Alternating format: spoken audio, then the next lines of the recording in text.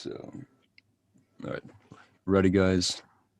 Yo, speed this up, man. Yeah. Yo, Josh, man, we got stuff to do, man. Yo, don't I'm call me ready as racist, ever, bro. LP.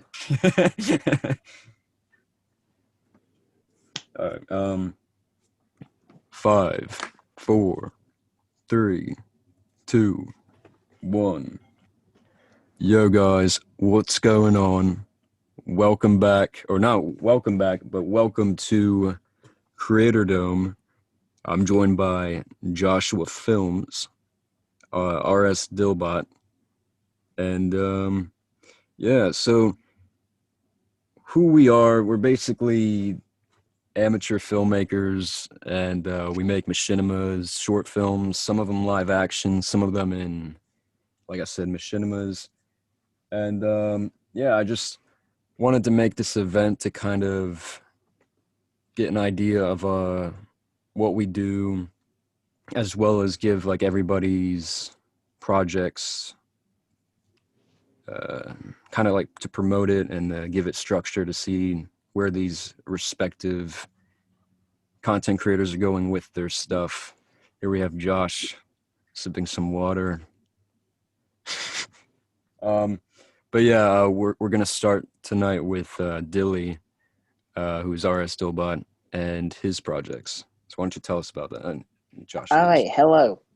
What's up? So, I'm an amateur filmmaker. I've been making this universe for the last about 4 years. Currently, I'm in phase 3. I ended phase 2 with my big team-up film, Legends 4. I think it was the beginning of the end, but yes. And that now is led into phase 3. There's only 2 films in phase 3, but there's a whole list of more, and I'll go through down, announce them, and then talk about my upcoming project. But to start off, the beginning of phase 3 is doing more solo films, and there's already been 2 solo films released, Burnout and Lucky, both go into detail on their character. So that's the films we have now in phase 3, and now on to what's coming up in phase 3. So the first film that will be coming up in phase 3 is a film called Time Guy. This film has been planned and in development. It had a rough development for a while. It was originally going to come out early this year, but complications. My friend came in to rework the entire film, restructure it, and now it should be coming out within the next few weeks. The film is about a guy called Time Guy, as you can tell. This is more focused on an apocalyptic future, and the main character jumps into the future and is stuck there, and basically teams up with the heroes who are still alive in this future. And we have a new trailer for it, and I'll show that now.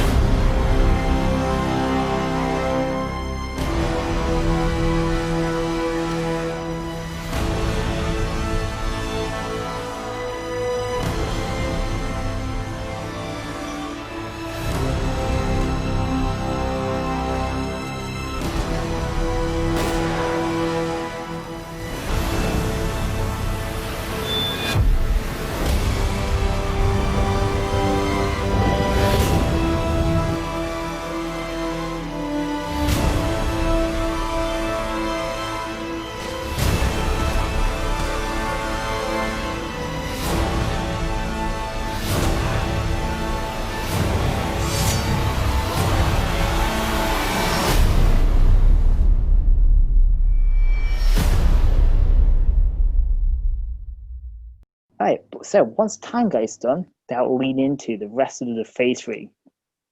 Starting off, the film that is most done in development in Phase 3 is Agents 2, The Human Paradox. This is my Kingsman / spy film. It's about an organization called the Agency, as a threat from their past comes to haunt them, basically targeting the Agency, causing chaos and trouble, and the Agency, and primarily the main hero, Agent 06, was teamed up with a new team trying to stop this threat called Wolfstein. This is taking more inspiration from my personal favorite games, Black Ops 2, in the storyline. So it's challenging the character of 06 and trying to tie into his backstory a bit more and explain. Next up in Phase 3 is Andrew Rider 2, The Inner Circle. This is my, John Wick type film. It's a guy who's a hitman / assassin, and we explain his origin set 6 years before the first film, and we'll just show how he got into this life, what he's been up to, how he took down some threats. And this film will be set before any superheroes came about, so it's practically the first in the modern timeline, but after all the 90s stuff. Next is a film that, set in the 1980s, is Phantom Kid. This is a solo, it's just a solo film that's on its own. It's in 1987, and it's just about this one character and just explaining how desperate the 1980s are without heroes. It takes place after Old Legends, a film where it just tear down that current group of heroes and just see what it's like. Now, after that would be a film called Nightshade. This takes place in Tokyo. There's nothing much I can say about it, but it's a film that's going to happen, and it's basically about a guy who has a suit of armor, and he's going around in Tokyo getting bad guys. So after that is a sequel to one of my favorite heroes I made, Arrow Man. The sequel is going to deal with the fallout of Legends 4. It's going to deal with the death of his brother, the reveal of how his other brother is the main villain, and just explore him as a character as well as his close circle of friends. I want to just get a lot more. I want to get more personal with this story and just explain everything inside, what's going on in his head. After that, it'd be a film called Gangs of Villains. This is a Suicide Squad film, and the fun fact about the squad is majority of the voices are going to be GTA content creators. Therefore, they'll be fun. So, another film that be taking place in the 1990s, the 90s era, is Quickshot. This will be an origin film for him, set in 1964, and show how Quickshot, wants to be more of a hero and wants to go over to Vietnam, try and help as many people as he can as he learns the truth about war and stuff. And that's all I can announce for Phase 3 right now. There's a bunch of other films that will be in Phase 3, but there's nothing I can announce yet because, they're not far down, and I want to leave some surprises. They probably won't be coming out for another few years or so. Nice. And you mentioned the Tokyo film. That's going to be made in GTA? Yes. How are you going to do that, like with mods?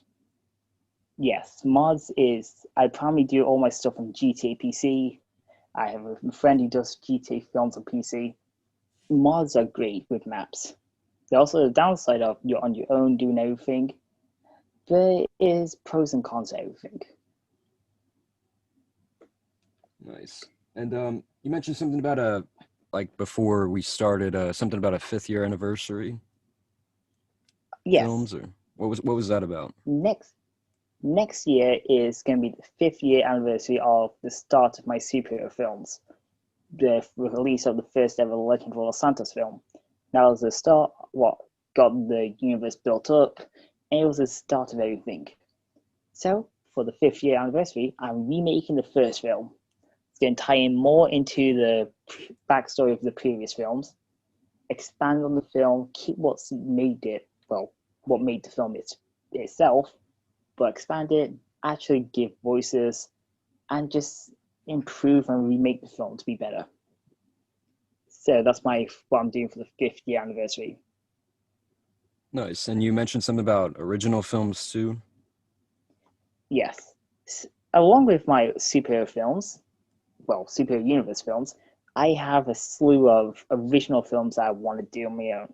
These won't be connected to any storyline. There may be sequels to each other, but nothing really connected to the superhero stuff. The first one of the original films is called Dylan and Brad Most Wanted. It's about two friends, Dylan and Brad, and how their incompetency led to them accidentally destroying cars and then getting chased by the police. Well, like they said, most wanted by the FBI. It's just going to explore, it's a comedy film exploring these two as friends, and it's just mostly them on the run. Another original film is called Reap or Free. This is the end of my horror trilogy that come out every year in Halloween. This should be coming out October 31st, and I just end the trilogy, gonna have a big cast, and just explore what's going on. Sweet. Yeah. Then the other two original films I can announce is RS Clan Road Trip is going to follow, well, the RS Clan, which is basically me and my group of friends, and as they're just going on a road trip across the map of GTA 5. Go from location to location, and just more of an end note to us as a group and our involvement in doing films all together.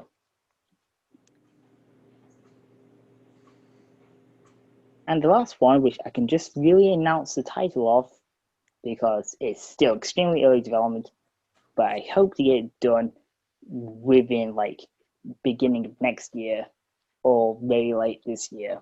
It's a film called Parallel. It's going to be a really high concept action thriller film. Nice. And that's in GTA as well. Yes, all of this will be in GTA because I don't really do live action. If I did do something live action, I'll probably just release it, but I have no plans to do anything live action. Fair enough. All fair this enough. will be done GTA, but will be done through a mix of PC and Xbox. It's just, well, yeah, all GTA. Damn. How many films would you say with all the stuff you just listed? Like 15, maybe 20? Probably yes, but there is a bunch of other films I haven't announced here, but I will announce later in the future. Nice. I checked my list of films I want to do, and it was in the 30s. Good God. Well, at least you're keeping yourself busy and you're using your creative imagination. Yes, I this look isn't even forward to it. telling all the comics and stuff I want to do, but that's not here or there. That's way down in the future. Yeah.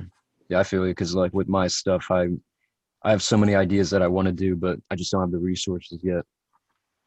So maybe Yeah. one day. For me, if I have an idea, I jot it down, and it will eventually become a thing. I don't really leave films just out there. There are a few films I did cancel, but I turned them into something else.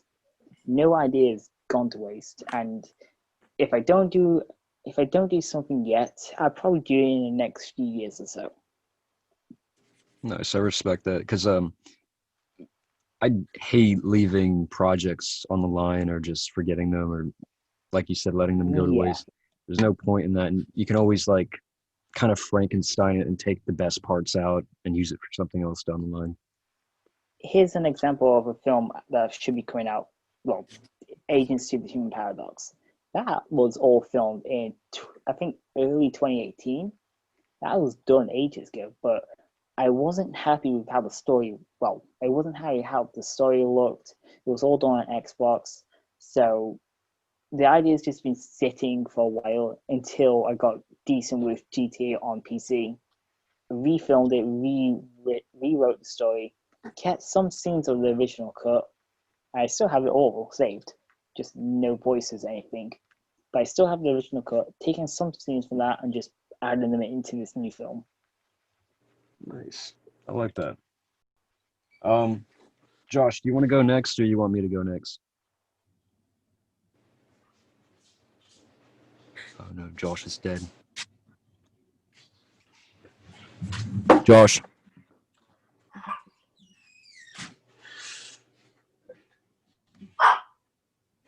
Josh. Yes. Do you want to go next, boy? Give me a second. It's Josh from Joshua Films. What's up?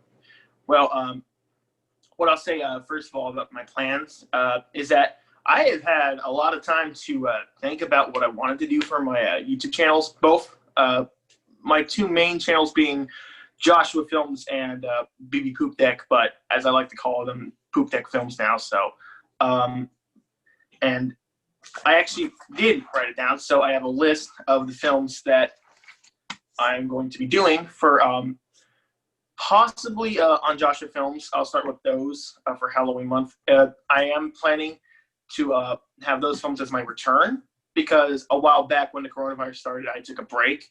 And I took that time to, you know, try and piece together what didn't work with my films.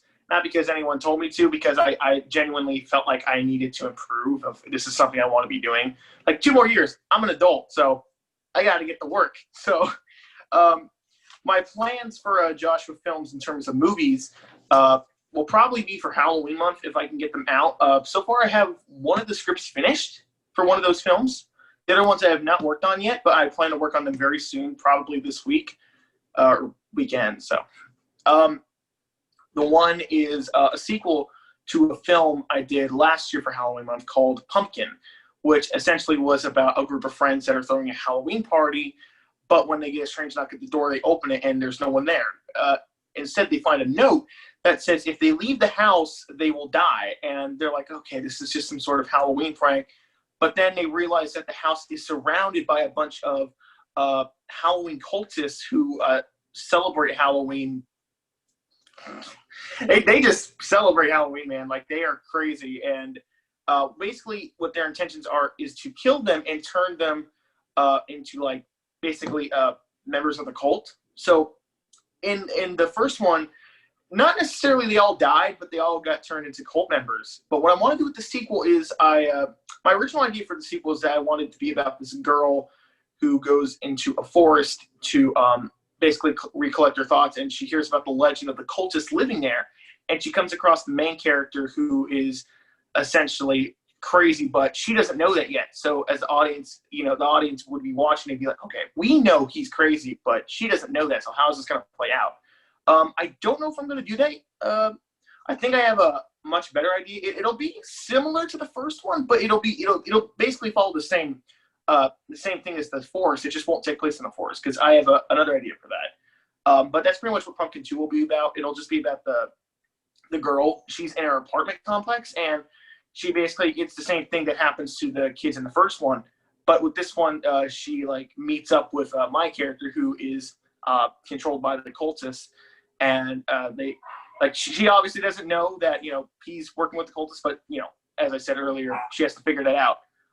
So I got that out of the way. The other one is Halloween Spirit, which I may or may not make, but I definitely have it planned. You see, for that one, that was kind of like the idea I wanted to go for Pumpkin 2, where it takes place in the forest, but this one is a little bit different.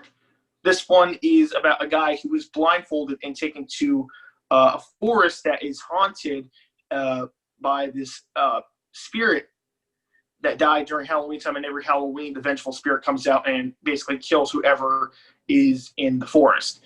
And so he's blindfolded, and he gets a dare from his friends. They kind of like blindfold him and brought him there to like prank him or do whatever, and they're like, hey, basically your dare / challenge is you have to make it to the end of the forest in a straight line, and basically with this candle that we provided you, and basically make it there. And don't let the candle go out, because that's important. That basically, if the candle goes out, the vengeful spirit, will come after you.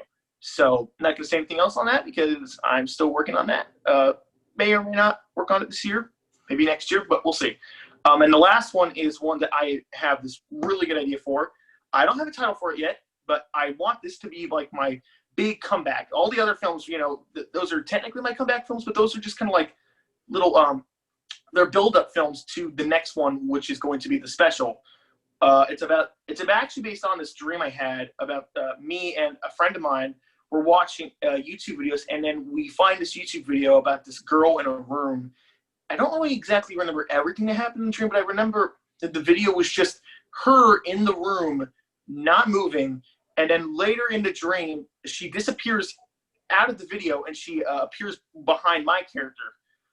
And I basically wanted to take that and turn it into a short film, and when I get my new tripod, I might start working on that because I have finished the script, and so far it looks really good. I like where it's going, and I'll definitely work on that. And that is all I have for my Joshua films. I have more on the Poopdeck films, but what's your thoughts on them? It's pretty good. I really like the idea about the cult girl, that film. I think that if you do that properly, I think that's actually going to be it's going to turn out really good, I think. All right, cool. What did you do you have any like maybe criticism on any of them in particular? Well, like I said with the when you messaged me about like the pumpkin movie, Oh, yeah. like my first initial reaction was like, spoiler alert, like everyone dies at the end. Like, how the hell are you gonna pull this off?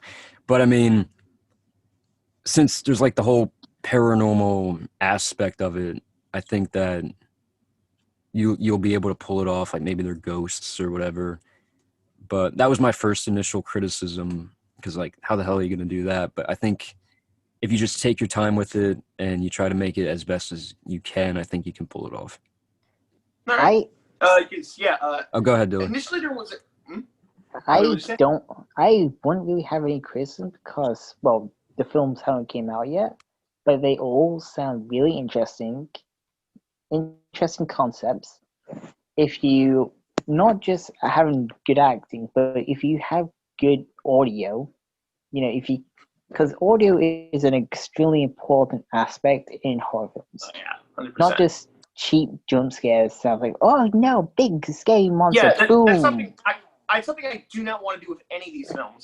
I don't want to, like, if I do include a jump scare, I don't want it to just be like, brah, like it basically just, they scare you so the audience doesn't get bored. That's the one thing I hate. A while ago, I showed a friend of mine, Lake Mungo, and that film has only one jump scare in it, and it is by far the best jump scare I've seen in any horror film. And what I like about it is it's not just a random scare to, like, say, hey, audience, look at me if you're bored. No, what it basically is doing, it's following the story, and it, like, adds to the story. It helps the narrative, if it makes sense, because, pretty much.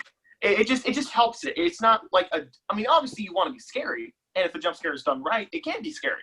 But you also want it to help the flow and the narrative of the movie and the storytelling. And that's one of the things I like if I see a good jump scare, which is why I did not like Slender Man, because that movie had shit jump scares. I mean, if you compare most not recent, but most horror movies, they're all very cheap. Oh, big scary monster, boom, jump scare. But if you compare that to like shows, anime, games, a lot of them focus on more psychological aspects. Like I know Resident Evil 7, that did a lot of psychological stuff, which I do highly recommend doing psychological stuff, which is also why audio is a big part. Not, you need to feel the atmosphere, ambience, music, how the actual voice sounds. It's all, if you can get all that to work, and with an interesting concept, I believe it'd be really good.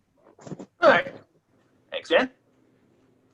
Yeah. So, anyways, should I just move on to my GTA films? Yeah, go ahead.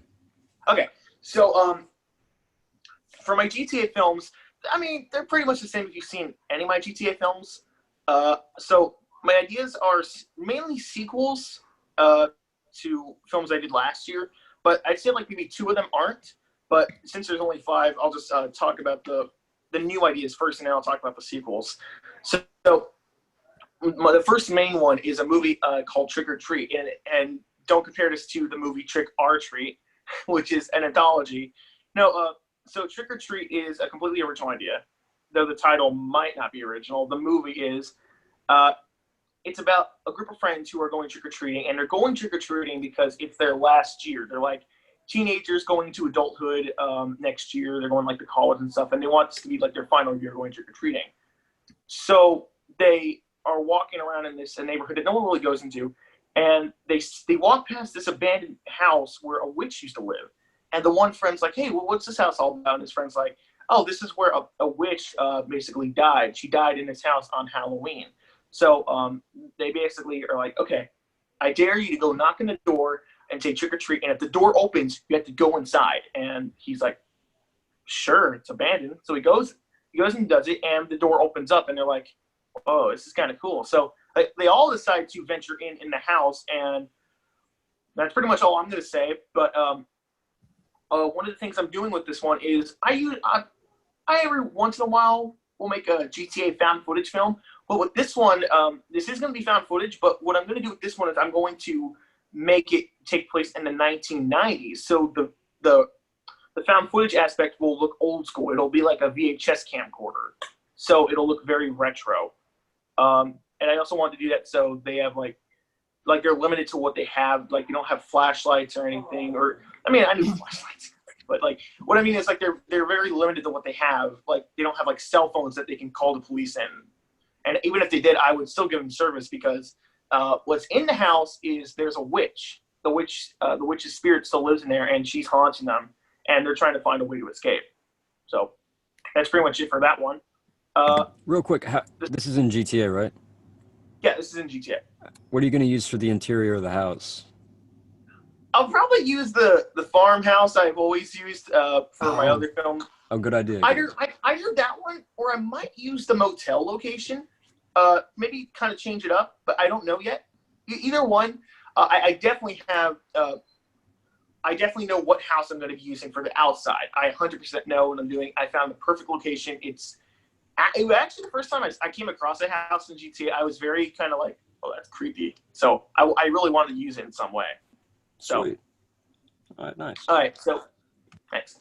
So for the sequels, I have a sequel coming up about House of Nightmares 2. The first House of Nightmares, which I made last year, was about these three psychotic serial killers escape from prison, and they go to a local haunted house called House of Nightmares. It's being prepped up, so it hasn't officially opened up yet. Like, they're still under construction.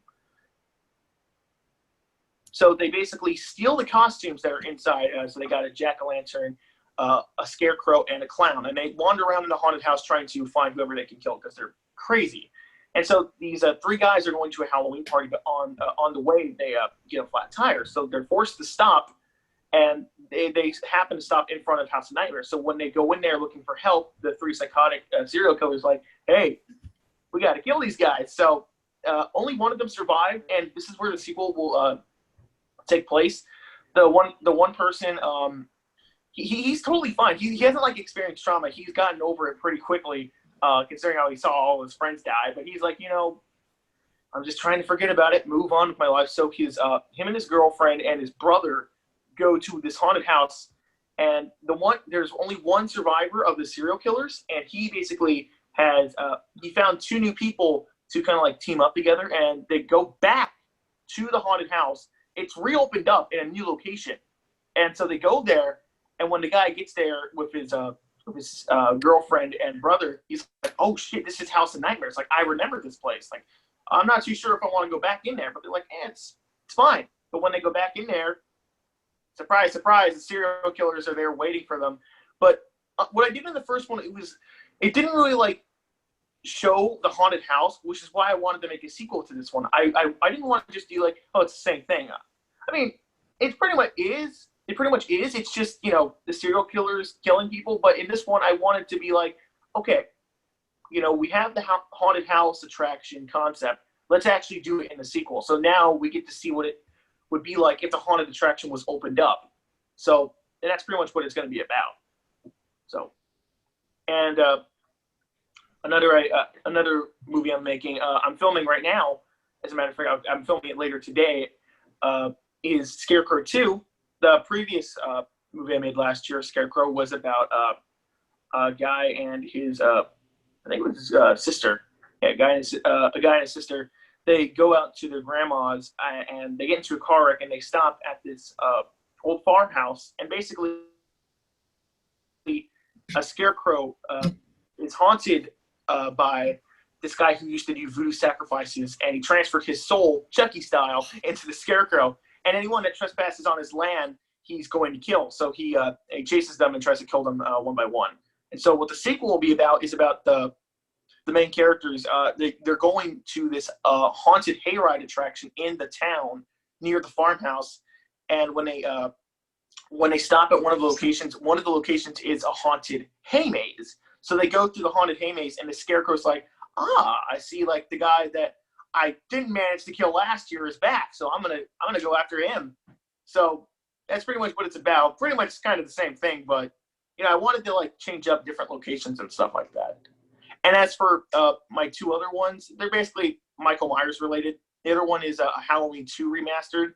I made a Halloween 2 movie last year, and the audio and some of the effects and things in there just didn't really look so good. So now that I've improved, I want to fix that. So that's why it's called remastered. And the other one is just Rob Zombie's Halloween remake. So that's pretty much it for my GTA films. Okay, I noticed something.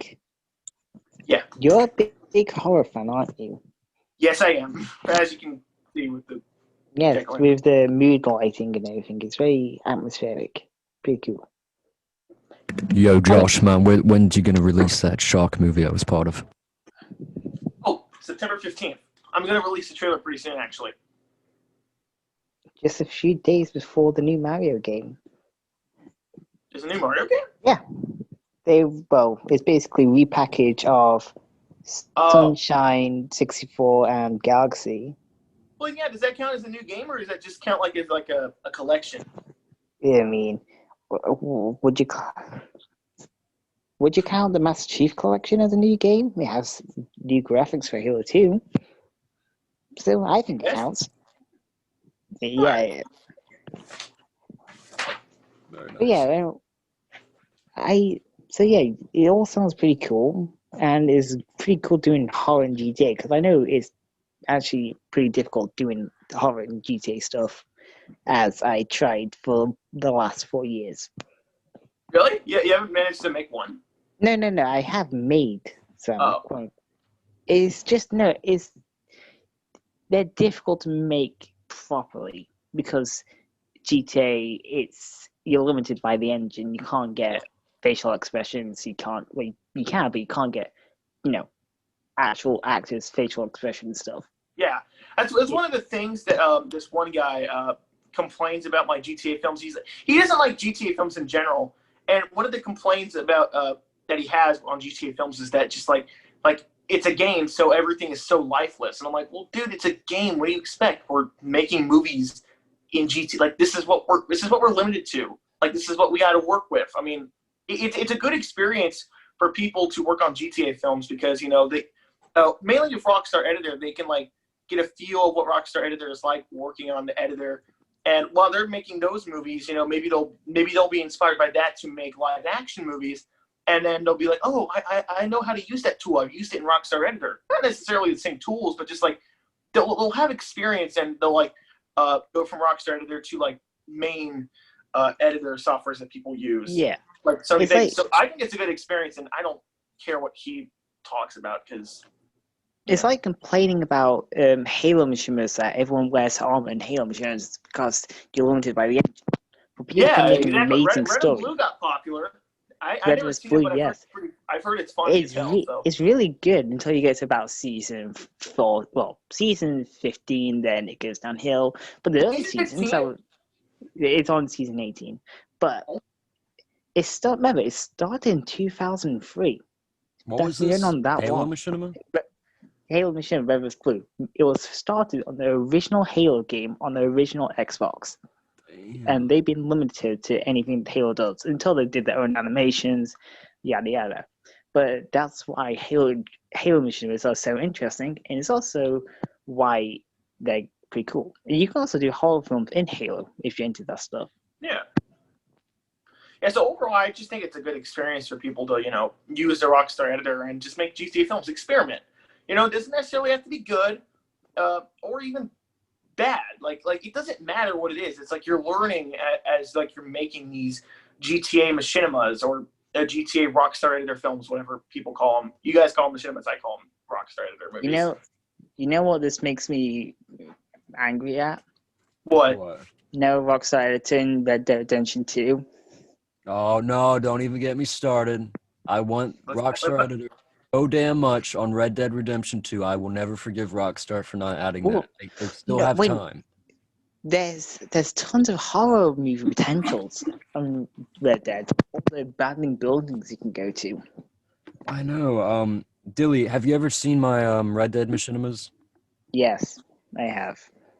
Yeah, like I made like a spaghetti western one, which was kind of experimental. It wasn't like your average spaghetti western because there wasn't much like gunfighting, but I did make this horror one, which is called It Lives Within the Sea, and I would love to adapt that into like maybe like a book, like a short story, or you know, a short film, whatever, and like live action, because it's just so good. Like the atmosphere and everything in Red Dead, it's so cinematic and awesome.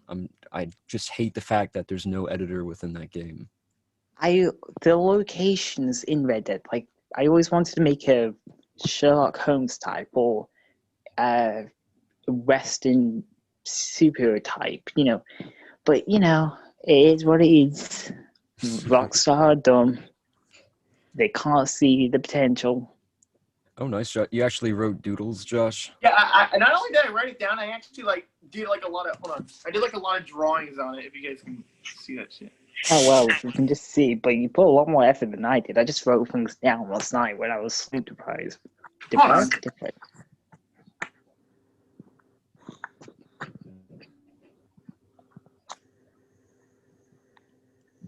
I'm holding on to a railing. Do I need to let go now? Sorry.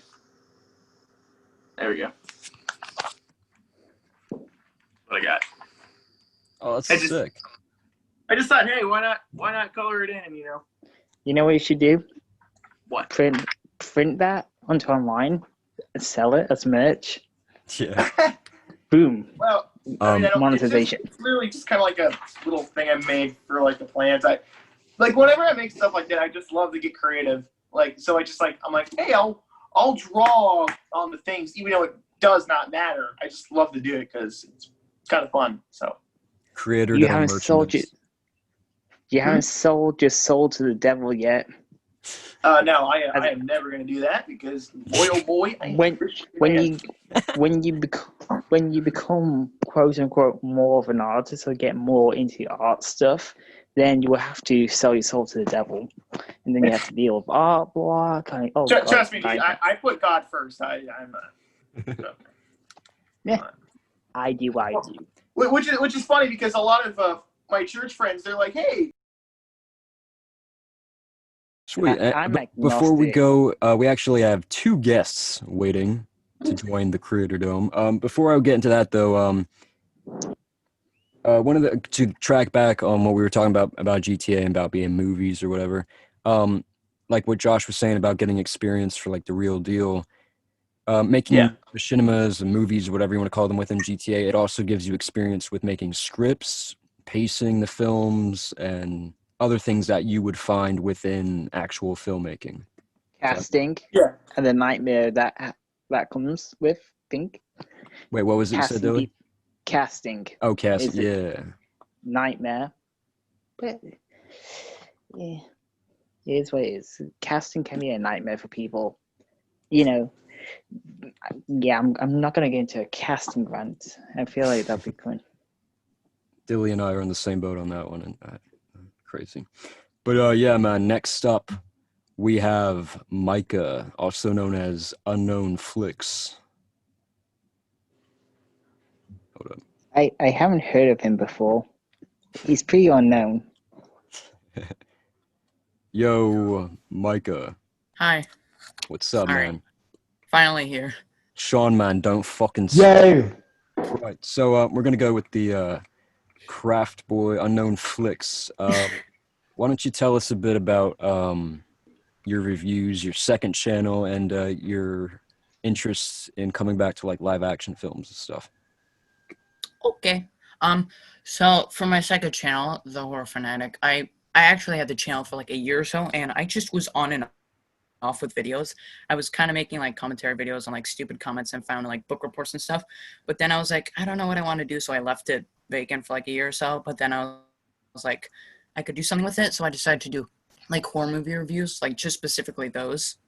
So, and then I took a break off, and I've only done a couple reviews so far, and I plan for this month, since it's like back to school, I plan to do a couple like school horror movie type things.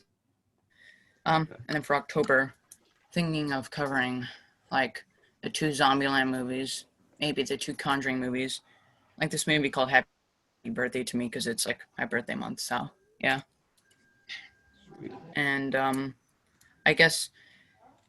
Wait, what do you mean by coming back into live action? Well, like you haven't made one for a while, and I think you what's the word? Expressed views and coming back, and Mm-hmm. so Yeah, like kind of something like that.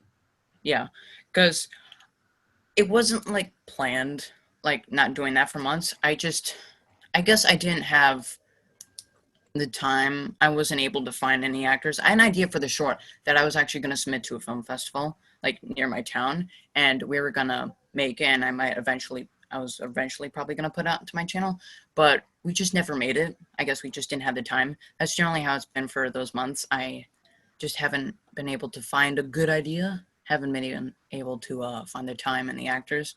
And so now that I'm in quarantine and I have a better chance of possibly making films, you know, there's not like tons of stuff going on. I know there's school, but it's more online. And it's not like, I guess, as chaotic as it was when I had to actually go to school, I guess.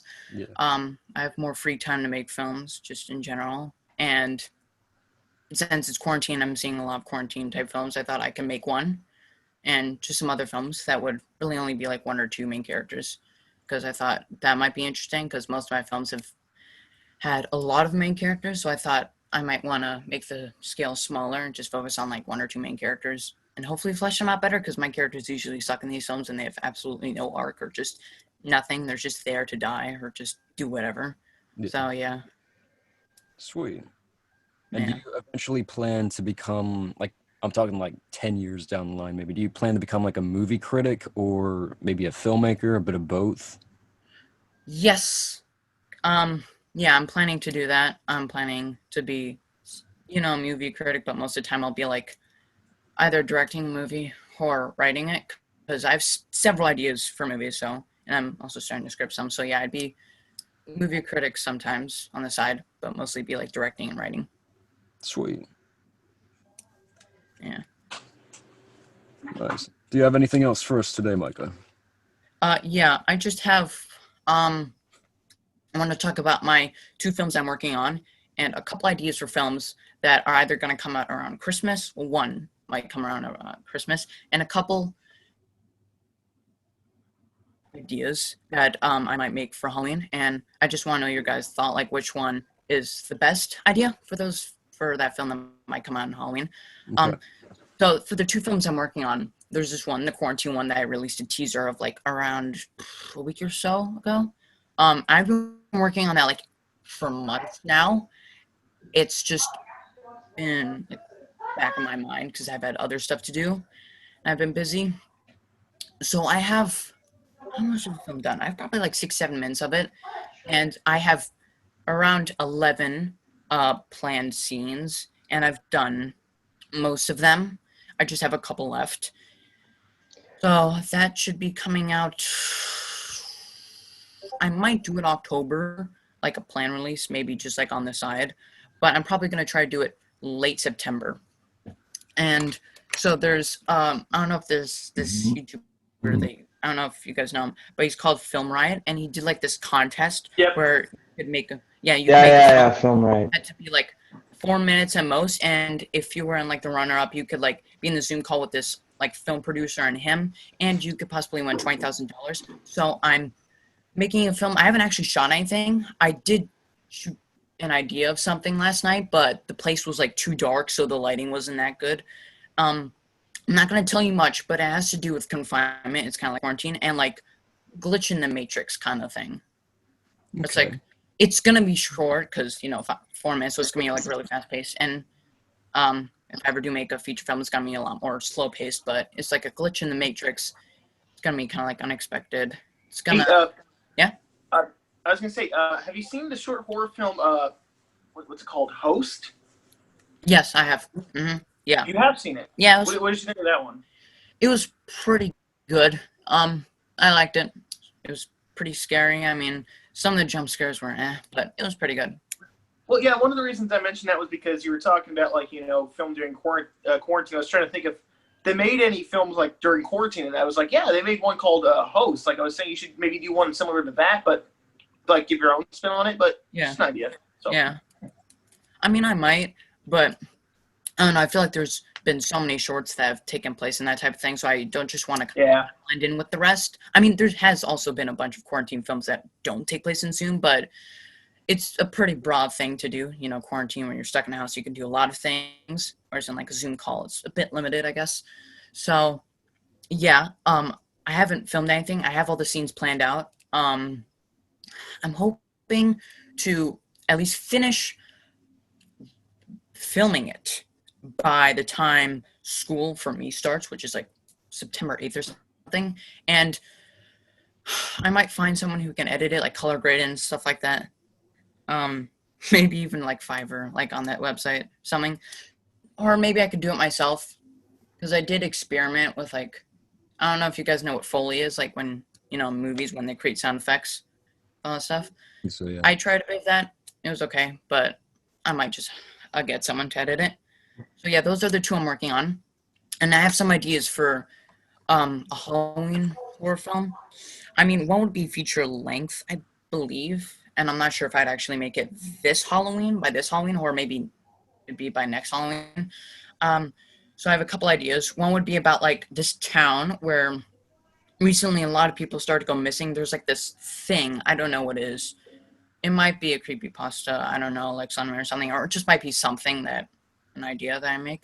And so the main character, a couple of main characters, one of their friends just mysteriously vanishes, despite them, hanging out, and they're just confused as to how he vanished, where he went. And so they decide to document this whole event as more and more people get missing, and they take it upon themselves to try and figure out what happened to their friend and what's generally happening to the town, because power outages are happening, tons of people are going missing, there's now a curfew. It's very, kind of crazy, but it's not like, it's more, I guess, like The Quiet, because like The Quiet type of crazy where, like, I don't know how to explain it, but the point is, people are going missing. They're, the main characters are going to try and find out what happened to their friend and hopefully how to get him back. And that's all I have for that idea. And then I have, I think 2 more ideas for a Halloween type film. It's basically 6 friends go to this haunted house. Only 4 of them enter because the other 2 are just not big into haunted houses. They don't really like them, so they're offering to stay back. But the haunted house goes on, like, lockdown because there's, like, this curse that broke in. And so, oh yeah, I saw that movie. Basically, they're kind of trapped because there's a bunch of demons, basically, taking the form of, like, just anything, maybe even Halloween props or just anything. They're, like, straight up demons trying to kill them. So the 2 friends realize that this curse is actually come from this house. So they decide to venture out, go to that house, try to find out why the curse was released and maybe how to, like, stop it before the entire town and eventually city is overtaken by the curse and Halloween is just basically ruined. And then I was gonna say really quick that idea sounds a lot similar to a movie I watched a while ago called House of Fears. Have you heard of it? No, I've never heard of it.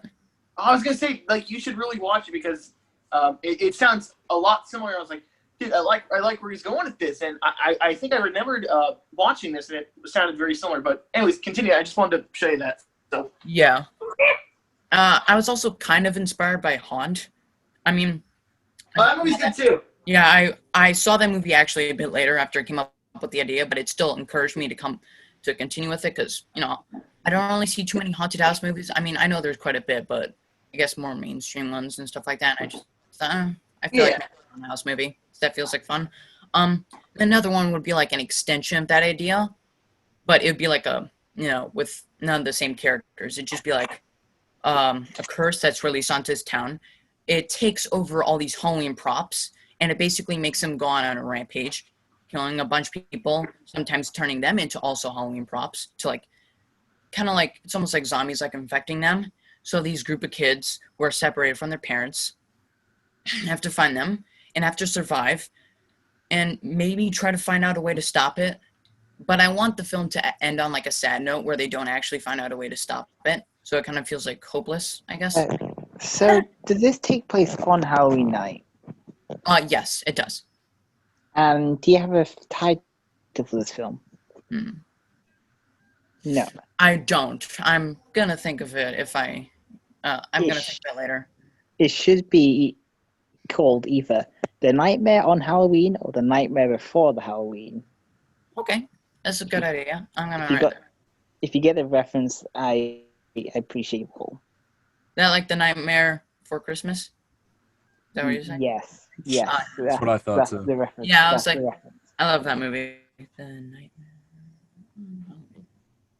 Sweet. I I mean, like those ideas. But that would, I don't know if the last one I'm going to be able to do, at least right now, because that would seem like a bit more big budget and like bigger than like the haunted house one, which would be a bit big, but mostly like small scaled and confined within like a haunted house and like in the outskirts of a town where there's not too many people. Because it's kind of like the calm before the storm almost, where they're like trying to stop the storm. So I guess, you know, most of the tension would be like, oh, what happens if they fail? Are they going to fail? So those are my ideas. Do any of you have a preference for any of those ideas? Like, which one do you think is like the best? The one you mentioned about the one with the contest, the 4 minutes. Which one was that one again? What was the plot of it? It was basically like, I'm talking about the Halloween films because I know I'm gonna go through with that. I was just asking about the Halloween films, but okay. That one is it's fine. It's about like this kid who loses something and he goes looking for it and he finds a glitch in like the Matrix and he accidentally touches it because he's like curious and soon his entire house becomes like a giant glitch and weird things start happening, something like that. Okay. So that was for a contest, right? When's the deadline for that? Like October 20 something. Oh, that's not right. You got plenty of time. So I might, at the worst, I might be rushed a teeny bit. But most likely I'll have a bunch of time because it's only like 3-4 scenes long and it's going to be like 4 minutes at most. So, yeah, and I'll spend most of the time either editing or, yeah, probably. Could I give some really minor criticism? Yeah. I feel like I've listened to the entire film before even watching anything. Yeah, that's true. That's true. I wish I didn't. I feel like you just said the entire film. Yeah. Boom, full speed. Well, I hope film. There you go, done. Well, I hope there's still I don't know, maybe there's like some twist inside the film that I didn't mention I come up with, hopefully. I don't know. But if you do a twist, you gotta make sure that the twist isn't predictable, but it doesn't come out of left field. Yeah. You don't twist. Oh, go ahead. Okay, so here's an example I would use. So let's say that you're in this horror room, but then someone died, and you found out that you killed them. But how come you killed him? Someone else killed him. But it's meant to be a twist. That's a bad twist. That's just a twist that doesn't make sense. Yeah. But if someone died, and it turned out that the character was an illusion, the person who died, but you showed hints throughout the film of it being an illusion, then there you go. That's a decent twist. Yeah. Yeah. You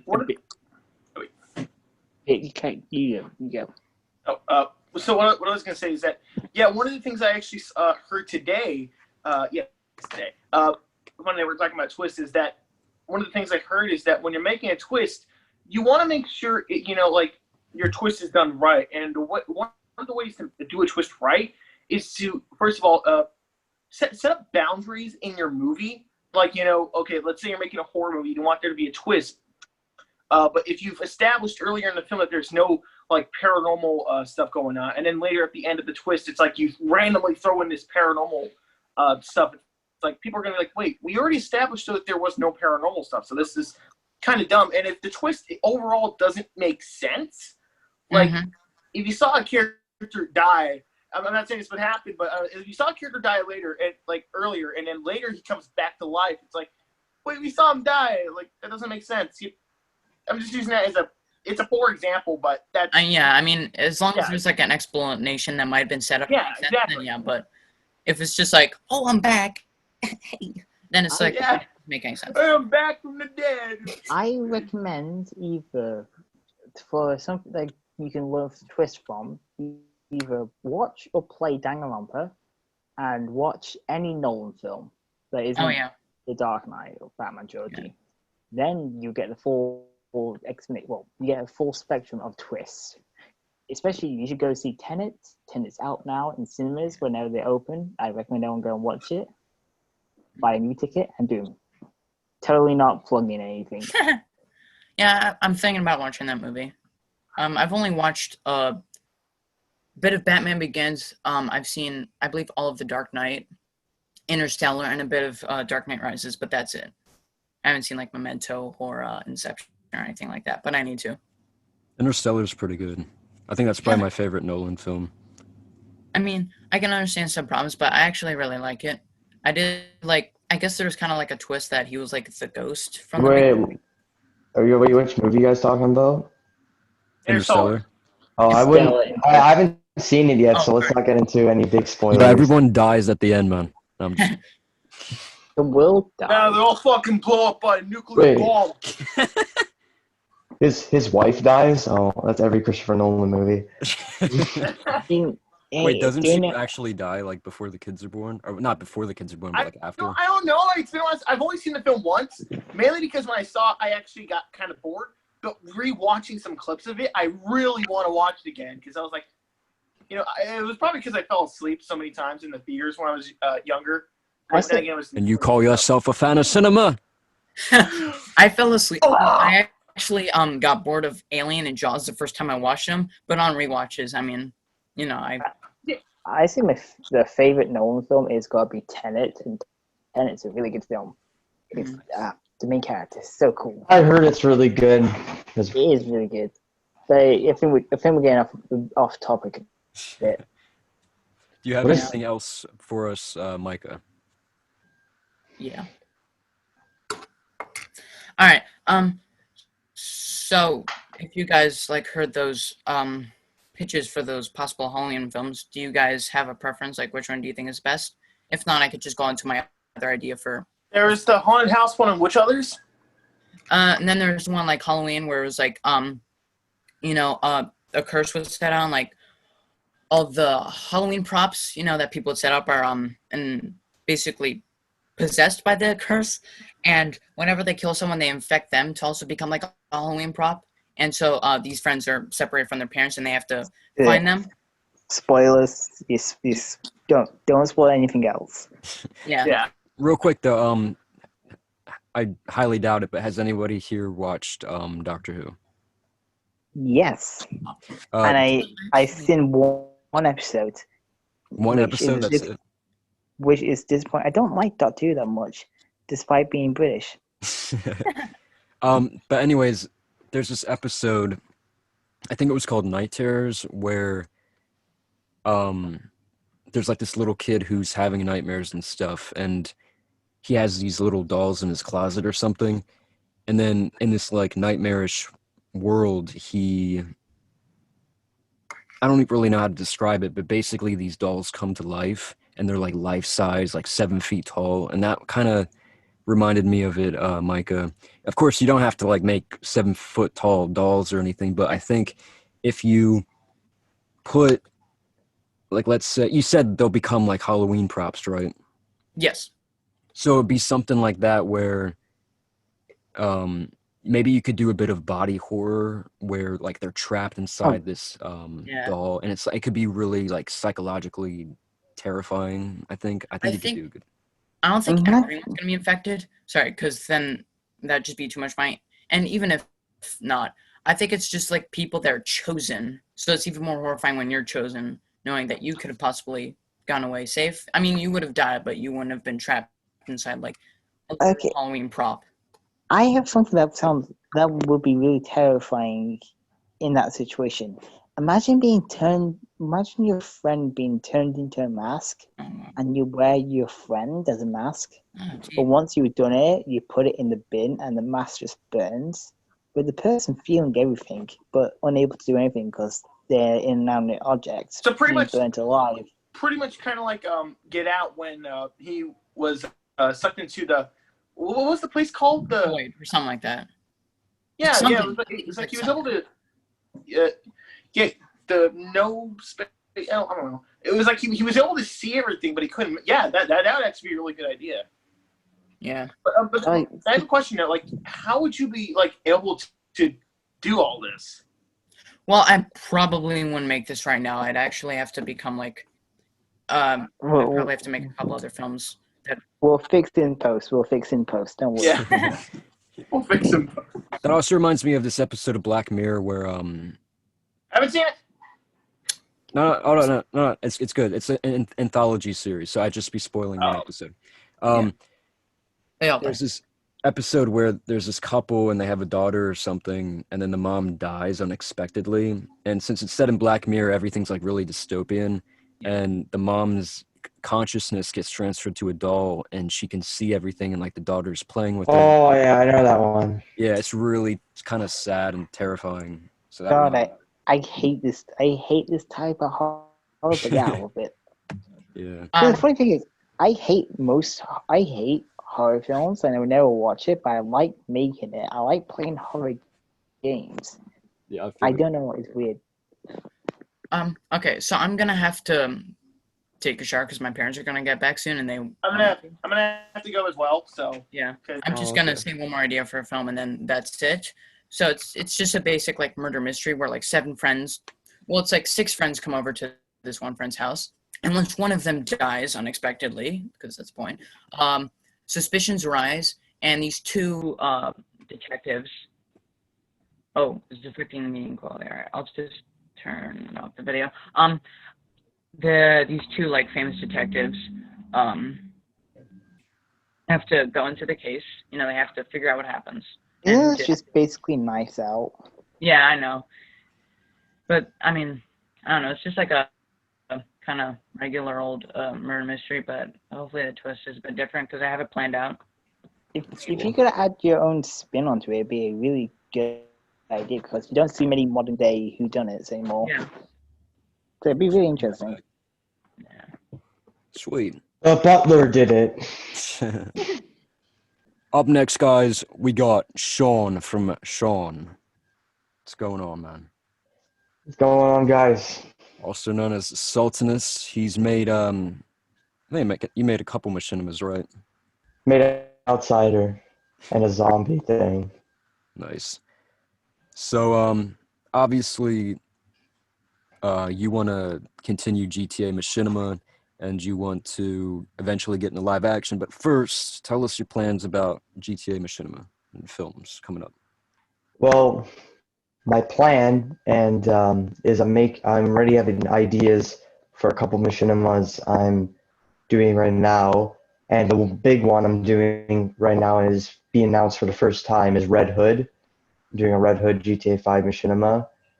I don't want to give away too much, but the basic plot idea is it's set 3 years after Batman has disappeared. Red Hood's basically the new protector of Gotham. Black Mask Black Mask is the mayor of Gotham. We're going to see a lot of iconic Batman villains like Two-Face, Riddler, Penguin, Scarecrow, Joker, Bane. They'll all be there at one point or another. So that's the basic plot. I don't want to give away too much because if I say any more, I think it will be giving away. But I'm working on that right now. I'm starting the script, and and I should be starting filming that very soon, within the next few weeks, because I'm doing a test footage next week. Sweet. And you wanted to you had some other things in mind, like the mountain, machinima, and then some others, right? Yeah, so I have an idea for a GTA 5 horror mountain machinima that's based solely around a camp, like a bunch of thinking college students or something that go or on a trip up a mountain because they hear there's this some kind of legend behind the mountain. But I really want the movie to focus more on the there's a killer, and it kind of focuses on him. Like I would say the story mainly focuses around him, but then you don't exactly know who he is, but you have an idea, but you kind of know his story. I don't want to really give away too much, but that's kind of the basic idea I'm working off for right now. Sweet. Wasn't there another one too? Yeah, there's I'm doing probably after Red Hood is a GTA 5 spy assassin machinima, about a spy, a CIA. He works for the CIA. He he's a top. He's a top spy. He ends up getting notification. He has to go to Russia for a mission, but then he ends up getting crosshairs with Russia's most dangerous assassin, and he's on his #1 radar. And there will be things that'll happen, and so that's basic plot of that one. Sweet. And you're going to be using the snow update for Russia? Yeah, Like I did with Ballad of the Red Chili. Yeah, snow update. I'm waiting for the snow update to come in December because it'll look like Russia. I'll probably be shooting those in the mountains area and maybe some of the cities, but I'm going to use the facility because to make it look like a Russian base. I'll try my best to do with it, and we'll see how that turns. I hope it turns out well. Sweet. Actually, the snow parts in GTA would actually just be considered more Siberia rather than Russia, because I think personally to make a really good Russia in GTA, use normal GTA, change the lighting, change the color grading, and just add some set dressing, set decorations. True, You could probably make a very effective Russia. That's really stereotypical of Hollywood, though, because like in all these Hollywood films in Russia, when a movie takes place in Russia, it's like a blue tint. When it's set in Mexico, it's like a yellowish tint. But no, I get what you're saying. Yeah, they always use a generic kind of thing, and then in Russia's always snowing. That's what everyone thinks. I think it'd be personally more unique if you make it not snowing. You can still do snowing. The reason I'm doing snowing is because literally there's nowhere really in GTA that looks like Russia, and I feel like adding the snow will make it look more like it. Yeah. They're trying to sell the idea that it's set in Russia. Yeah, because most of the map is desert because it's out west. But yeah. If you use parts of the city and parts of Blaine County, you could theoretically, with some heavy set dressing, lighting, color grading, all that stuff, with some heavy all that, it could pass it off for Russia, because I know there's one GTA machinima that passed off Los Santos and what's it called? Polio Bay for Morocco. And also use the military base as the UK. So it can be done. Yeah, it's hard, but yeah, realistically it can be done. But yeah, no, that's what I'm doing. Those are my next couple projects. Red Hood's the main priority right now. How long do you think it's going to take for you to get Red Hood done? I want it to be as good as it can be, so it depends. If I get the script done soon, maybe within the next couple of weeks, and I start filming, it should only take a couple of weeks of shooting, but then editing is the big, like, what if, because editing is a pain and it takes a while. So Practice makes perfect. I think with yeah. enough practice, it'll be better than like the Outsiders editing and Oh stuff. yeah, because I'm putting more work and time into this. I feel like I really rushed Outsider, and most of the reason I'm even doing a Red Hood test footage is so I can test out my editing and skills within Rockstar Editor, and post too, like what I use on my computer and stuff. Yeah. Um, Oh, go ahead. no, you go ahead. You wanted to get into live action too. We actually share the interest of the same camera. What was it called? The Blackmagic camera? The Blackmagic Pocket 4K Cinema. Okay, I think it's Blackmagic Cinema 4K camera. Pretty sure that's how you say, or similar, something like that. It's a really good camera, high quality. It shoots 4K, obviously, RAW too. It has like, I think it's like Netflix light quality too, so it's pretty good camera. For the price too, like there's so much added in for the price. Like they have like ports ready built in Doesn't it have to help you. Wi-Fi too? I think so, yeah, because you can get an app for like $7 on your phone, and you can control everything on the camera from your phone. That's insane. And it's only for it's $1,300 American, 1,900 Canadian, because I'm in Canada, so it's a little bit more, but it's a pretty, for the price, it's pretty good camera. Yeah. Well, one of the first films I want to do when I get that camera is a horror short about a group of people in a forest, and there's some kind of creature or something in the woods, and that's kind of the basic idea of it. I'm trying to think still. That's a little while from now. It's probably going to be another year or more until I make that. So there's still plenty of time to decide how I want to do that. Yeah. That'd be cool though to watch and to experiment with that. Yeah, it I'm gonna be would be. low key jealous when you get it, because you'll probably get it before me, because I just invested $1,000 into my 4K camera. Yeah, the Sony one, was it?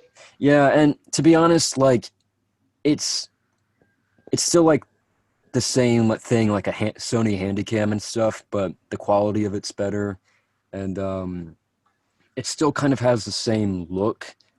Like with some kind of crappier, lower quality cameras, you have like the noise in the background, and Oh yeah, those. yeah, with this camera, you don't have that, and it's a lot crisper. But that's why I kind of want the Blackmagic camera, because it actually looks like a movie. Like you don't have to color grade it, you don't have to edit it to make it look like a movie. Yeah, it looks pretty good on its own. Obviously, it comes with an editor, which I already use for editing, but it's the full version, DaVinci Resolve 16. It's a color grading and special effects editor for the most part. But what I like is, especially if you shoot in RAW, because when you shoot in RAW, you have to obviously edit it. I've seen videos, and just the color grading you can do with it and the way it can look, like it just looks so cool, like hyper. Like you can obviously go for like a bluish kind of look that maybe fits a sci-fi. I don't know, maybe a more brighter look that could fit something, I don't know, maybe more, could be more horror-like, or maybe something more outdoors-like. So just the different kind of color grades you can go with it is Yeah. pretty cool too. Yeah, something that I'm definitely gonna invest in down the line. Yeah, yeah, that's been basically I've been saving most of my money for that camera. Um, I think the hardest part, I mean, is though when it comes to that is finding people like actors, because a lot of some of my friends don't really care for film, and I don't. And to be fair, I don't have a huge amount of friends anyway, so it's kind of just like trying to find people too is the Yeah. hard part.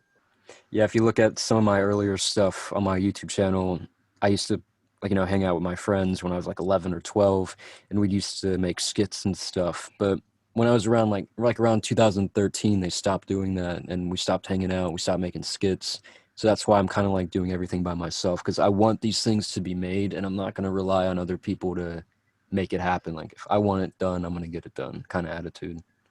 Yeah. Like as much as I like, maybe to film and star, it's obviously harder, I find. But also I like, if to have maybe like actors, people who want to do it and who are down to do it, and like, we can learn together how to do in this industry and stuff. We can learn together because I want to get into the industry and I'd like to make movies. Most of the reason why I get the Black Magic is because of how quality it is. And if I make short films and stuff, I have things to present to people, Yeah. or maybe even producers or higher ups in film and stuff. Like a portfolio, basically. Yeah, I could have a profile. It's mostly for a portfolio. That's what it is. Yeah. But then, and over time, people will come, and it's good because film is all about connections. Your connections will get you. If you know people and have good connections, you're gonna do pretty good. Yeah. But yeah, though that's basically what's going on right now with my channel. Yeah, I look forward to it. Yeah. Yeah, and I think it's time for us to formally announce Dark Universe Season 2, the Bible. Yeah. I Your claim face. Moses. The I Bible. claim Moses. Guys, I'll- we're doing a Jesus machinima. That's No, gonna be Season 2. wait. No, I have a better idea. Why don't modern day Bible, Moses in modern day? Hell no. Well, Jesus in modern day. Jesus in modern day would be killed and crucified, metaphorically and Yeah. physically. Think about it. It's Jesus in modern day. He does all his things, then he gets cancelled on Twitter. Moses just destroys the sea. There's no sea anymore. And he just becomes, and he's just a drunk. Noah is just a crazy old guy at a zoo. I think there's potential. Directed by Joshua Films. Yes. Starring Dom as God. That would be funny. And that brings us to our final panel, which is the Orange Domino Studios panel. I saved this one for last because I was already kind of hosting, and I didn't want to seem like conceited and make it all about me. So this will be short, probably like the shortest panel. And I know I always say that about my videos, like, oh yeah, this will be like a short, like 20-minute video, guys, don't worry about it. And then I ended up making it like 30, 40 minutes just talking about stuff. But kind of did what Josh did, did a little bit of doodlings and stuff. But yeah, like I don't want to go into like too much depth because I already explained a lot of stuff like in my last video about 0 Hour and a Very Nerd Movie 3. So if you want to check that video out, go ahead. But yeah, just some updates, I guess. 0 Hour is still being worked on. Everything's filmed. I just need to edit it. I'm about an hour and 10 minutes into editing it. I'm not sure how long it's going to be. Probably about an hour and a half. An hour and 50 maybe. Will it surpass Prologue as the longest Smoothies film? My longest machinima? Who knows? But I enjoy what it's become so far.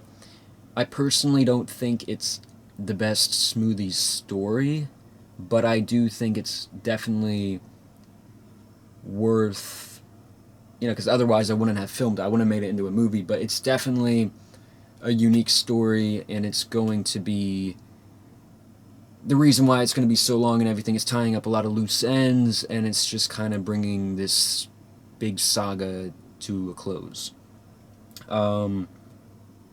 So I'm going to make a little trailer about that. I'm going to be putting it on the Squad channel, which is like my second channel. A little side note, I am thinking about rebranding, like renaming the squad channel, because whenever I try to search for the channel itself or like a video on the channel, it is so difficult to find, like with the YouTube algorithm. So that's why I linked it to my main channel, because otherwise I wouldn't be able to find it, because like, you know, you have so many different videos and channels and stuff nowadays with the name Squad in it. But yeah, so I'm gonna be uploading a short trailer to that channel. Here are some screenshots of 0 Hour. And yeah, it's pretty good.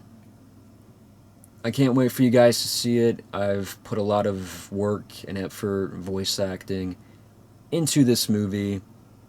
It definitely is going to be an absolute banger. As for A Very Ned Movie 3, I'm not sure if I've said this yet publicly, or like not on my story on Instagram, but I've kind of halted production on it only because 0 Hour has like less than a month to come out, and I've kind of put all my time and resources into 0 Hour because I don't want to miss its release date, and there's no point in like working on both movies at the same time. I'd rather work on quality over quantity and just try to make both projects as best as they can be, because again, they're both the end of an era, and it would just be a waste of time if both movies came out and they both ended up being crap, you know? But yeah, so here are some screenshots for Very Ned Movie 3. Some Creatordome exclusive screenshots for my magnum opus.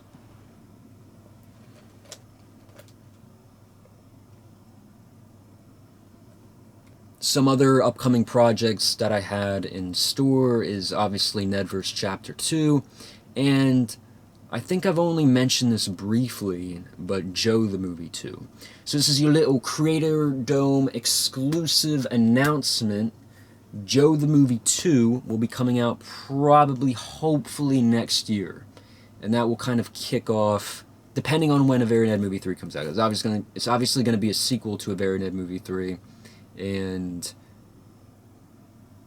you know, kind of take place after the events of that and kind of segue into this new era of Nedverse Chapter 2, which I will release a teaser for around Christmas time.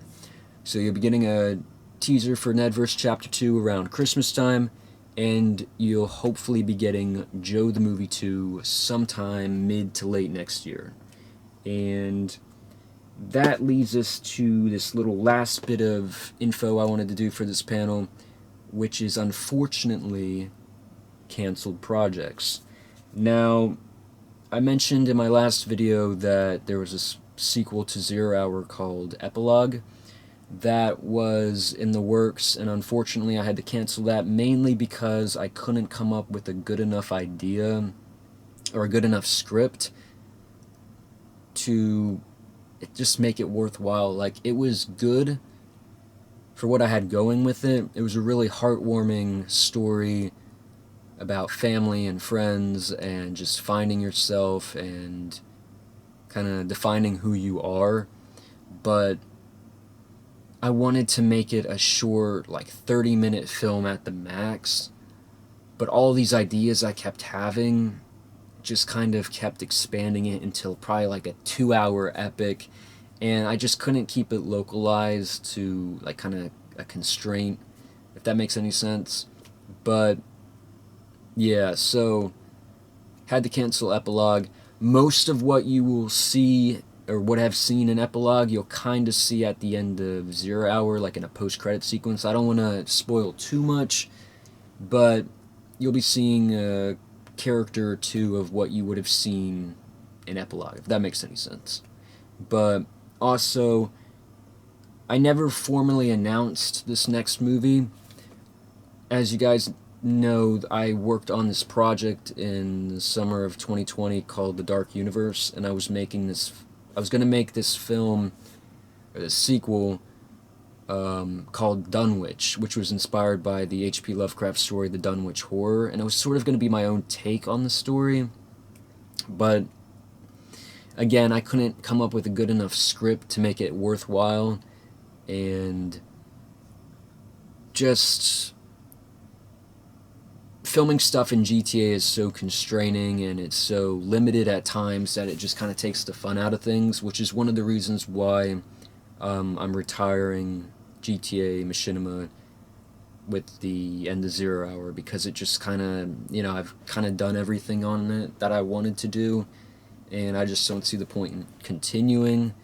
Like, I'll still help my friends, like, you know, Josh and other people with their projects, Sean with Red Hood and everything, but just for like my own stuff, I think 0 hour will be kind of like the final nail in the coffin, so to say. I don't know, but yeah. So here's some screenshots for Dunwich. It was gonna be because it's supposed to be like an anthology series, right? Like the whole Dark Universe. So it wasn't really like a sequel to anything, but it kind of took place after the events of the first 3 films, and it was going to be a prequel to Hound Duex's machinima called Cthulhu, and it would have segued right into it, and it would have been amazing. And yeah, I really wanted to do this machinima, but I just don't see, you know, like the point, because it was just so difficult to make like a decent enough script for it, and yeah, it just unfortunately didn't work out. But who knows, maybe one day I'll do something with the story, because the story that I had was really great and pretty unique. Like I said, it was going to be my own take on the Dunwich Horror, and it just would have been remarkable in its own little way. So that's it for the Orange Domino Studios, I was about to say podcast, panel. Yeah, you got some screenshots for some movies, machinimas, and Joe the Movie 2 announcement, Nedverse Chapter 2 trailer announcement date, and some updates on projects that were unfortunately canceled. So I'm going to get out of here. I'm going to go back to the others, right? Because it's getting hot as hell in this room. I'm about to have a heat stroke. I'll see you guys in the next video. Probably will make it sometime before Christmas, whatever. Peace out. I'm going to get out of here. I'll be seeing y'all. Okay? So, how should we end this, guys?